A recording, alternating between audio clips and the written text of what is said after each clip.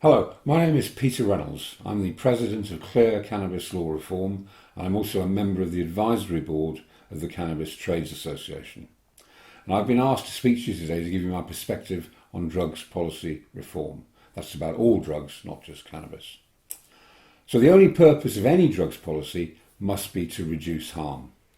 And around drugs there are two types of harm that can occur. There's the obvious health harms of the drugs themselves.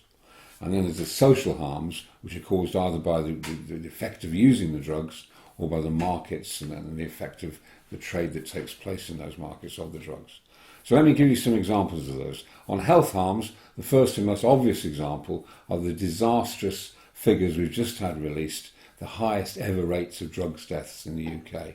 This is a national scandal. And it's occurred for two reasons. The first reason is the policy itself.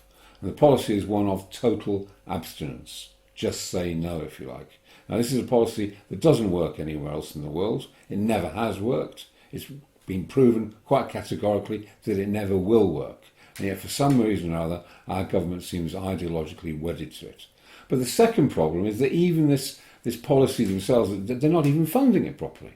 So even if people want access to drug treatment, they can't get it. Now, the second example of health harms is on failure to enable access to cannabis for medical purposes. Now, as you'll know, there's been some very welcome and long overdue reforms in this area just recently, but they're not finalised yet, and it seems pretty clear that they're not going to go anywhere near far enough. And the truth is that most people will simply continue as they are, and that means although they need their cannabis for medicine and to improve and maintain their health, they'll be continuing to source it from the illegal market. So that's health harms. Now, moving on to social harms, let me give you some examples of that.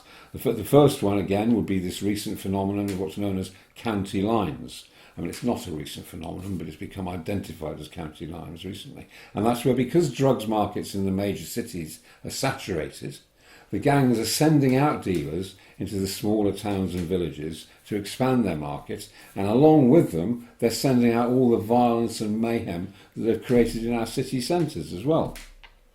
And then the second example of social harms, back to cannabis, will be the unrestrained criminal market in cannabis. We're now spending something like £6 billion a year on it. We're consuming more than 3.5 tonnes every day, and many police forces have just given up trying to enforce the law.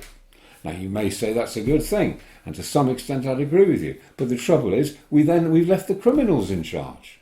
So we have unrestrained street dealing, we have cannabis farms being set up in dangerous hidden locations where there are fire risk, we have product that is high in THC and has no CBD in it at all. So even though cannabis isn't a particularly harmful substance, it's being made as harmful as it possibly can be.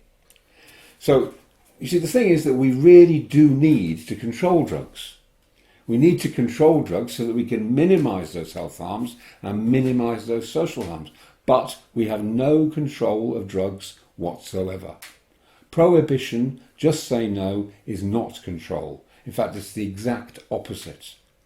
What we have to do is recognise that until we control the markets, we will not control the drugs and the effects they have. And therefore what we have to do is introduce a system of legal regulation for all drugs, and we have to do it urgently.